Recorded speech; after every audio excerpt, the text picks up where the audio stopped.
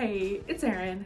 We often think about improving symmetry by building the shoulders because that will give us some width across the upper body, neglecting the back.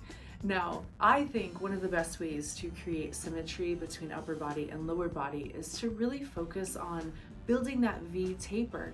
So you want to create width across the upper body, obviously with the shoulders, but the back is such a big part of it. It's such a big part that in bodybuilding, there's a saying that shows are won from the back.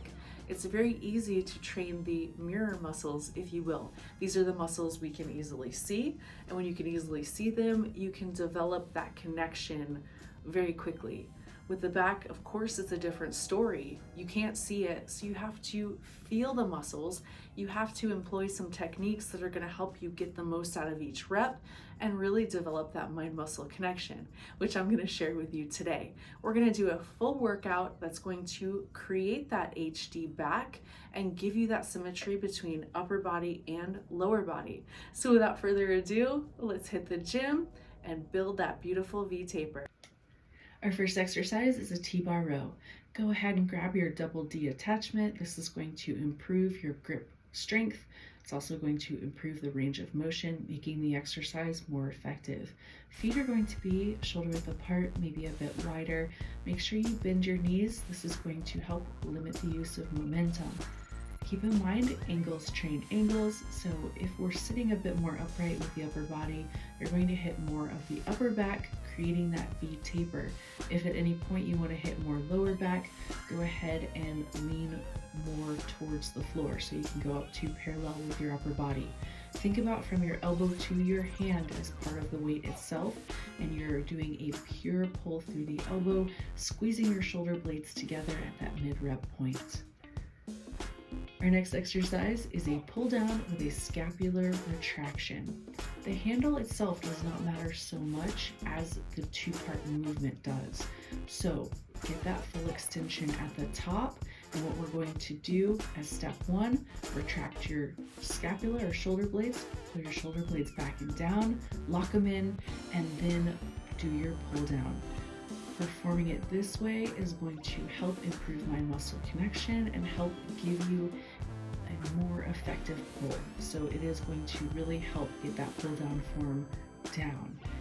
Now, as you become more proficient, you can go ahead and smooth this out into one solid move.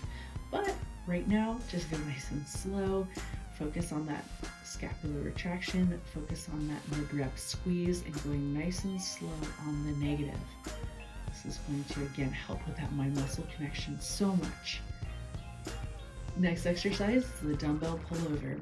Now this can be used for chest as well, but we're going to adjust it to be better for back. First thing we're going to do is put an arch in the back, really pin those shoulder blades to the bench. This is step one. Now I want you to think about keeping your elbows at the same bend throughout the exercise and keeping your elbows close to your head. What we're also going to do is think about pushing the dumbbell up towards the sky, stopping just before your arms reach perpendicular to the floor. So we're keeping constant tension on the muscle. Another thing to think about as you go through each rep, consciously try to increase that range of motion, comfortably of course, because we're going to get an active stretch here. This is going to improve flexibility and mobility, and it's going to get you more gains. The bigger the range of motion, the better the gains are. Next exercise is a dumbbell row. We're going to spice it up a little bit with a low incline. Changing the angle slightly is going to help us hit a little bit higher up on the back. Now, as you perform the exercise, you want a nice stable base. So you want to place your opposite knee on the bench, and the same side, that leg, is going to be planted on the floor. Get that full range of motion. So you're going to get a nice stretch at the bottom. Keeping your elbow close to your body, you're going to pull and squeeze that shoulder blade. And as you switch sides, as always, think about performing the exercise evenly from right side to left side. Very important. We're working against gravity here with free weights, so make sure you pull vertically. Really important. You're going to wrap your hand around the dumbbell, thumbs wrapped around the dumbbell as well. Our last exercise is a wide grip cable row. We're going to mix it up a little bit with a forward lean and a high pull. This combination is going to not only hit all the musculature in the upper back, but we're going to sneakily hit the rear delts here. Part of building your HD back is hitting those rear delts. It's kind of the icing on the cake. We want that cobra back, the width and the depth as well. Go lighter on this exercise because you're hitting smaller muscles, you're leaning forward, you want to maintain a nice solid base, and you want to limit the use of momentum. Elbows on this exercise are going to be flared out. This is totally fine as we're hitting the rhomboids, the rear delts, the traps, the upper lats as well. Nice mid-rep squeeze, go slow on that negative, get that full stretch at the bottom, and make sure you get that good squeeze at that mid-rep point. Go light here. It's important to do light and high reps as we're training these small muscles. There's a tendency to drop the weight as you get tired. I have to mention a quick note about substituting. If you're training at home, or let's say your gym doesn't have a T-bar, for example, I want you to get in that position and perform the exercise just like you had the T-bar.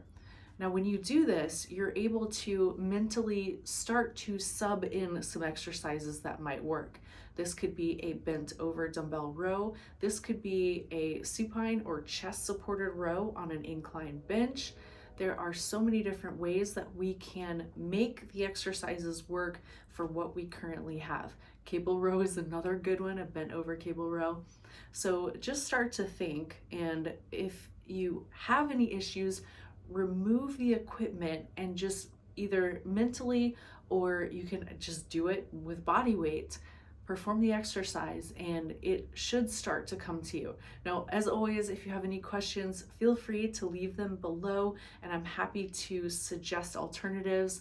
And if you're not subscribed yet, please subscribe. We go over so much every single week, and I love taking your suggestions and turning them into videos because it's what helps make the community grow, and we can all get stronger, we can all achieve our best, and cheer for each other as we're doing it.